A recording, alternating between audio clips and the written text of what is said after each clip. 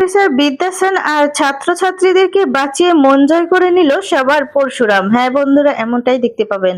বিস্তারিত জানতে ভিডিওটিতে লাইক দিয়ে চ্যানেলটি সাবস্ক্রাইব করে দেখতে থাকুন। গল্পের শুরুতেই দেখা যাবে কি নন্দিনী খুব রেগে যায়। নন্দিনী রেগে গিয়ে কাবিরকে অনেক কথা শোনায়। কাবিরও তখন নন্দিনীকে অনেক কথা শোনায়।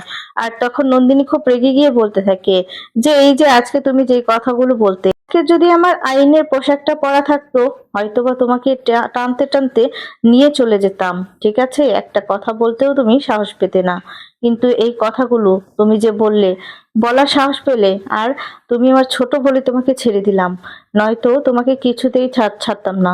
বুঝতে পেরেছো? এরপর কালকে দেখবে কি হয়। কালকে তুমি শাস্তি পাবে, কোর্টে শাস্তি পাবে, আর সেখানে আইনের লড়াই হবে। আর অনেক কথা বলে নন্দিনী রেগে সেখান থেকে চলে যায়।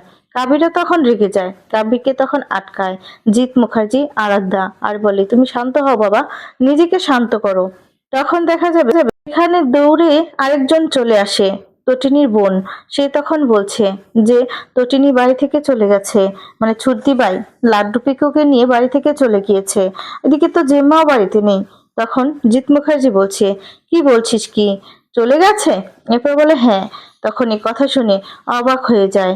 আর তারপর বলছে এদিকে জিম্মাও বাড়িতে নেই, ছুটি ভাইও সবাইকে নিয়ে, তার সন্তানদেরকে নিয়ে বাড়িতে চলে গেছে, আর তার স্বামীও তো বাড়িতে আসেনি। আর আর তখন কথাগুলো শুনে সবাই একটু অবাক হয়ে তাকিয়ে থাকে যে হঠাৎ করে চলে গেল, কি কারণ, কি উদ্দেশ্য। অন্যদিকে দেখা যাবে প্রফেসর বিদ্যাসান আর ছাত্রছাত্রীদেরকে এদিকে গুন্ডারা হামলা করে, পিস্তল ধরে রাখে। আর তখনই তারা খুব বেশি ভয় পেয়ে যায়। এরপর সেখানে মায়া চলে আসে, বলরাম চলে আসে। তখন তারাও পিস্তল ধরে রাখে। আর তখনই দেখা যাবে বড় স্যার বলরামকে ফোন করেছে আর বলছে তোমরা কোথায়, এক্ষুনি আসো। আর তখন বলে আমরা একটা মিশন এসেছি। আমি আসছি স্যার, কিন্তু এই মুহূর্তে একটু ফোনটা রাখছি। তখন বলে মিশন? কিসের মিশন? তোমরা কিসের মিশনে গিয়েছো?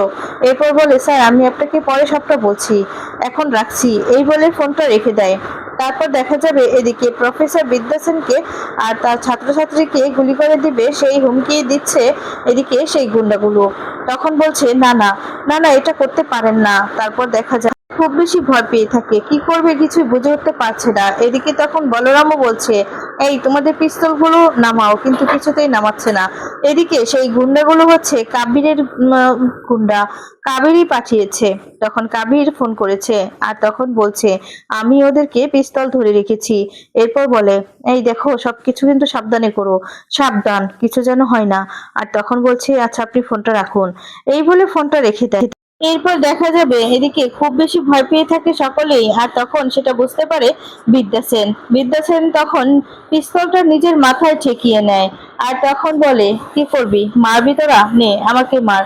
আর তারপরে সেখানে উপর থেকে দেখা যাবে পরশুরাম চলে আসে। পরশুরামের কণ্ঠ শুনে সবাই অবাক হয়ে যায় যে কে কে এটা কথা বলছে। দেখা যাবে সেই গুন্ডাগুলো ভয় পেয়ে যায় আর পরশুরামের দিকে একদৃষ্টিতে তাকিয়ে থাকে। আর তখন এদিকে দেখা যায় বিদ্যাসান বলছে না না, কাছে আসবেন না। সেই মুহূর্তে সেই একটা গুন্ডা পরশুরামের দিকে যায় আর তখনই পরশুরাম গুলি করে দেয়। এরপর তো অবাক হয়ে যায়। তখন দেখা যাবে পরশুরাম বলতে থাকে যে কি মারবি তোরা, মার। আর তখন পরশুরাম সবার কাছে চলে আসে। সবাই তখন হাঁ করে পরশুরামকে দেখছে। এরপর পরশুরাম ইচ্ছে মতো তাদেরকে মেরে সেখানেই শুয়ে দেয়। আর তারপর চারটা বড়ি ফেলে দেয়, চারজনকেই গুলি করে দেয়। পরশুরাম মায়া এদিকে আটকাতে পারছিল না। ঠিক সেই মুহূর্তেই পরশুরাম এসে সবাইকে বাঁচিয়ে নেয়। সবাই তখন হাঁ করে তাকিয়ে থাকে। এদিকে কৃতজ্ঞতা জানায় বিদ্যাসেন। তারপর দেখা যায় যখন সবাই সাথে মারধর করছিল ঠিক সেই মুহূর্তে দেখা যায় পরশুরামকে আরেকজন গুলি করতে যায়। সেটা বিদ্যাসেন দেখতে পায়। বিদ্যাসেন নিজেই তখন পিস্তল হাতে তুলে নেয় আর তখন সে নিজেই গুলি করে দেয়। তারপর এটা দেখে খুব খুশি হয়ে যায় পরশুরাম। তারপর দেখা যাবে সবাইকে ইচ্ছে মতো মারধর করলে এরপর সবার বডিটা নিচে পড়ে যায়। আর তখনই পরশুরাম দেখতে পায় বিদ্যাসেন গুলি করেছে। তখন পরশুরাম বিদ্যাসেনের দিকে হাঁ করে তাকিয়ে থাকে। পরশুরাম খুব ভালো লাগে যে এরকম একটা সাহসী মহিলা। আর তখন বলছে খুব ভালো, আপনি আপনি অনেক একটা সাহসী মহিলা। আর তারপর সবাই পরশুরামের এরকম এরকম কাণ্ড দেখে সবাই হাততালি দিতে থাকে, সবাই খুব বেশি খুশি হয়ে যায়।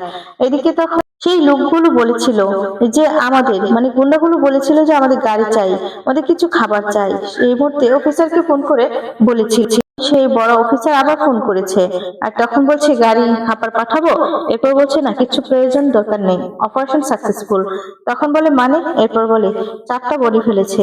তখন বলে কে ফেললো? এরপর বলে কে আবার? ওই যে পরশুরাম। আর তখন এদিকে বিদ্যা সেন পরশুরামের প্রতি খুব খুশি হয়ে সেলুট জানায়, আর তখন পরশুরামও সেলুট জানায় আর বলে আপনি খুব বুদ্ধিমতী, আপনার মতো এত সাহসী সাহসী একজন মহিলা, সেই মানে এরকম মহিলাই দরকার। তখন এই বলে সেখান থেকে চলে যায়।